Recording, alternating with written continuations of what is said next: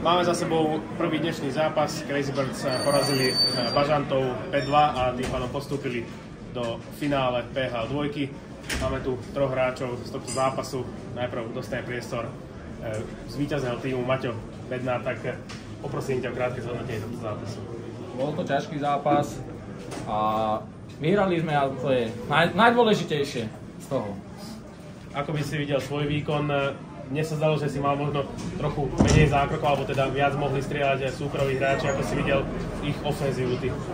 A tak bolo dosť tých striel, len bol to ťažký zápas pre obidve strany, lebo už to bol posledný zápas rozhodujúci, takže tam to už išlo o obrátok, ale vyhrali sme a som šťastný, že sa nám to podarilo. Ďakujem pekne. Roman Kočí z týmu Crazy Birds taktiež spokojný, víťazný zápas.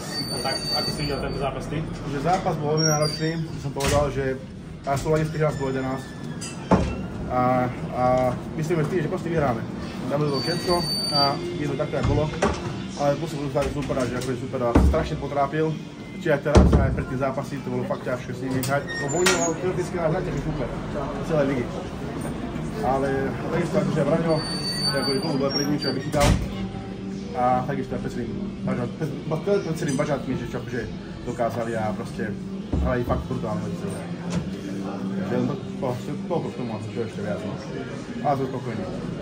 Ešte by som sa chcel opýtať, postúpili ste samozrejme do finále, ako sa pripraviť na finále, pozrite si ďalší zápas teda rozhodujúci medzi Barbarmi a Kanárikmi. Určite dostaneme trošku pozrieť, akože poznáme ich, lebo však zo základnej časti predsa, takže vieme viac menej ako hrajú, no ale tak vždycky pocit to môže prekvapiť, takže uvidíme, ako to ešte bude. Ďakujem pekne za rozhovor a držím palce do finále. Máme tu ešte Braňa výberu smutného hrdinu Bažantov.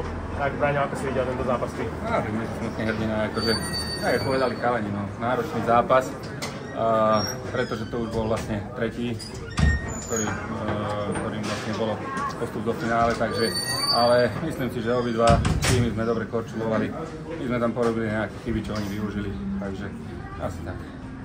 Kde by si videl možno rozhodujúci moment zápasu, ak sa nemýlim za stavu možno 2-2 alebo 3-2 sme tam mali, teda Bažanti tam mali žrtku, tak čo si myslíš o tom momente, či to bol zlomový moment?